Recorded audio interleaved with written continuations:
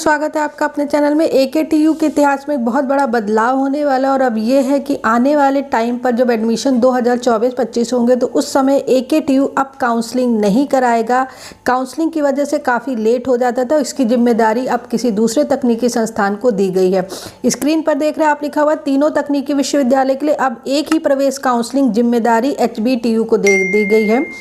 प्रदेश के तीनों तकनीकी विश्वविद्यालय एकेटीयू, HBTU कानपुर व MMTU गोरखपुर में प्रवेश 24-25 के लिए जो कॉमन प्रवेश काउंसलिंग का आयोजन किया जाएगा, मतलब कॉमन यूनिवर्सिटी एंट्रेंस एग्जामिनेशन कराया जाएगा। अलग अलग एग्जाम क्वालिफाई नहीं करना होगा।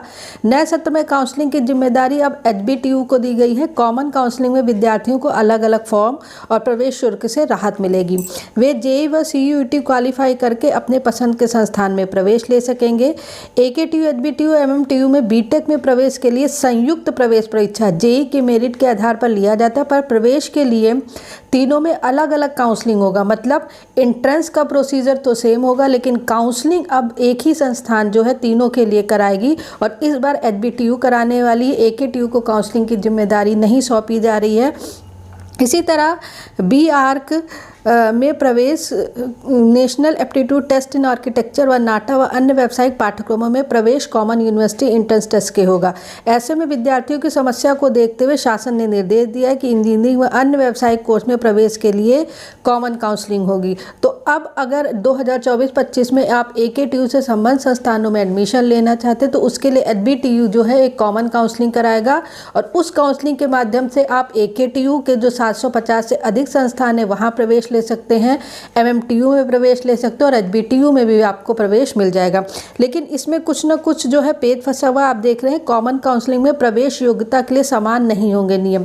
प्रदेश के तीनों तकनीकी विश्वविद्यालय में एक ही काउंसलिंग के आयोजन में कुछ तकनीकी दिक्कतों की आशंका जताई जा रही है। MMTU में कुछ कोर्स के लिए 60% PCM है तो एकेटीयू में 50%।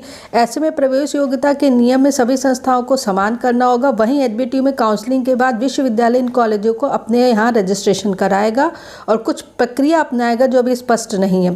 प्रविधि शिक्षा विभाग के संयुक्त सचिव प्रभाकर चंद्र मिश्र ने काउंसलिंग के निर्णय के लेकर HBTU के कुलपति को प्रवेश पत्र भेज दिया। इसमें कहा गया है कि तकनीकी विश्वविद्यालय, राजकीय अनुदानित इंजीनियरिंग संस्थाओं, एकेटीयू से संबंध सभी इंजीनियरिंग, मैनेजमेंट, फार्मेसी व आर्किटेक्चर के व्यावसायिक क्रमों में आरक्षण वेटेज शासनादेश पूर्व की भांति रहेगा। क्योंकि पहली मंशा तो ये कि जो आपकी जो काउंसलिंग वो HBTU कराएगा और दूसरा कहीं ना कहीं एकेटीयू जो है वो सत्र को अब जो है टाइम पे लाने के लिए सोच रहा है। क्योंकि बता दूं, पहले एकेटीयू से संबंध संस्थाओं को हर साल एफिलिएशन लेना पड़ता था, लेकिन अब AICTE के नॉर्म्स के हिसाब से 3 साल बाद एफिलिएशन लेना पड़ेगा।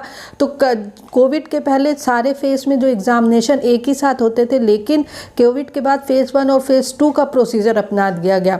तो कहीं ना कहीं अब इन सब प्रोसीजर को अपनाने से हो सकता है भविष्य में सबकी परीक्षाएं एक साथ कराई जाएं, तो वो आने वाले समय में पता चलेगा। लेकिन अभी आने वाले सत्र में एडमिशन 2024-25 में एकेटीयू काउंसलिंग नहीं कराएगा और इन्फॉर्मेशन आपको चैनल के माध्यम से मिलती रहेगी। तो this is the latest update. For more update keep watching, subscribe the channel, press bell icon and join Telegram channel. Thank you very much.